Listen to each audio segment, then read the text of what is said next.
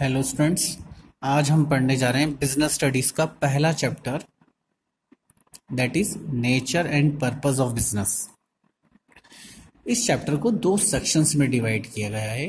First section जो होगा जिसमें हम पढ़ेंगे history of trade and commerce in ancient India, यानी हमारे एंशिएंट इंडिया में किस तरीके से ट्रेड एंड कॉमर्स हुआ करता था। और सेकेंड सेक्शन में हम पढ़ेंगे कॉन्सेप्ट ऑफ बिजनेस, बिजनेस क्या होता है उसके बारे में इंट्रोडक्शन पढ़ेंगे हम। Characteristics and nature and purpose of business पढ़ने वाले हैं। ठीक है, पहला सेक्शन जो डील करता है उसमें हम पढ़ेंगे history of trade and commerce. India is one of the most ancient country in the world. India सबसे पुरानी कंट्रीज में आता है, सबसे पुरानी कंट्रीज में। इसका इतिहास भी बहुत पुराना है। जो इंडियन सिविलाइजेशन थी, जिसको हम बोलते हैं इंडस वैली सिविलाइजेशन या हड़प्पा सिविलाइजेशन, उस टाइम से यानी आज से लगभग 5000 साल पहले, यानी 3000 BCE हड़प्पन सिविलाइजेशन हुआ था। तब से ट्रेड एंड कॉमर्स के जो हमारा चला आ रहा है, परंपरा चली आ रही है, यानी हम तब से ट्रेड एंड कॉमर्स में डील करते हैं। मोहनजोदारो भी वन ऑफ दी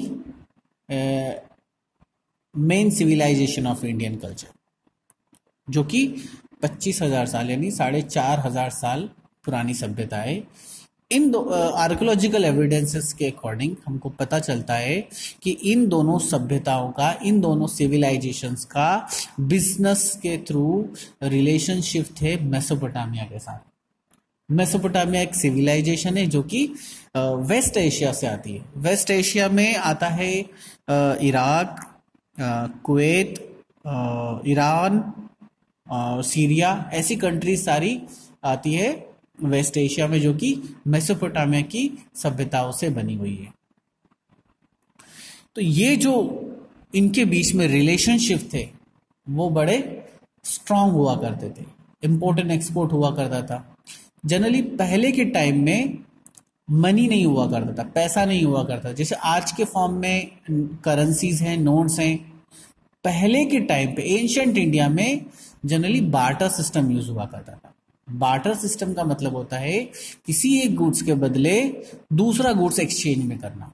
यानी जैसे हम यहां से कुछ सामान भेज रहे हैं तो उधर से हम कुछ पैसे नहीं लेते थे, हम उसके बदले में कोई दूसरा सामान खरीदते थे जो हमारे पास नहीं था। जनरली पहले जो बार्टर सिस्टम में प्रॉब्लम्स हुआ करती थी कि हम वही सामान दे पाते थे जो हमारे पास एक्सेसिव में है, ज्यादा क्वांटिटी में। ठीक है, और वही सामान हम वहां से खरीदते थे जो हमारे पास नहीं है या कम है। इसीलिए बिजनेस करना बड़ा चैलेंजिंग होता था, क्योंकि हमको वही सामान लेना होता था जो हमारे पास नहीं है, और हम वही सामान दे सकते थे जो हमारे पास ज्यादा है। एग्जाम्पल, हमारे पास गेहूं बहुत ज्यादा है और हमको वहां से कुछ और सामान खरीदना है, मेडिसिन खरीदना है, तो हम गेहूं देकर मेडिसिन लेते। इसीलिए बार्टर सिस्टम में बड़ी प्रॉब्लम क्रिएट होने लगे थे। तो जो एंशिएंट इंडिया था जनरली उसमें बार्टर सिस्टम यूज होता था और गुड्स के बदले गुड्स को एक्सचेंज किया जाता था। तो जो एंशिएंट इंडिया था, जो कि नॉर्थ रीजन, यानी आज भी हमारा जो एरिया अगर हम देखेंगे, हमारा ज्योग्राफिकल सेटअप देखेंगे इंडिया का, तो आप देखिएगा नॉर्थ जो रीजन है वो अपनी नेबरिंग कंट्रीज से सराउंडेड है, जिसमें चाइना आता है, तिब्बत आता है, नेपाल आता है, पाकिस्तान, अफगानिस्तान, ऐसी बहुत सारी कंट्रीज, कजाकिस्तान, ये सब कंट्रीज जो है नॉर्थ रीजन से लगी हुई है। इनके साथ जो रोड कनेक्टिविटी थी उसे हम बोलते हैं सिल्क रोड, क्योंकि जो ट्रेड एंड कॉमर्स होता था इन रोड्स के थ्रू, उसे हम बोलते हैं सिल्क रोड, जो कि एक रोड नेटवर्क था।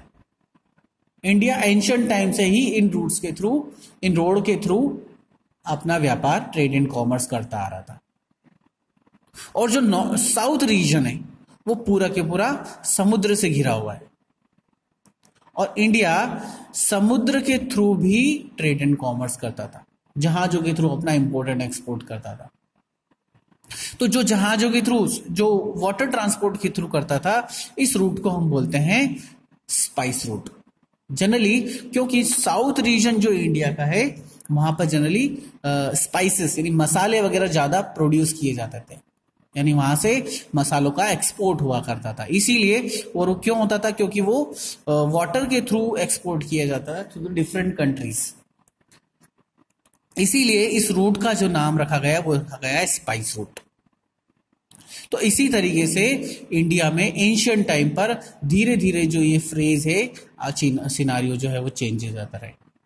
नेक्स्ट वीडियो में हम देखेंगे कि किस तरीके से एंशियंट इंडिया में ट्रेड एंड कॉमर्स हुआ करता था।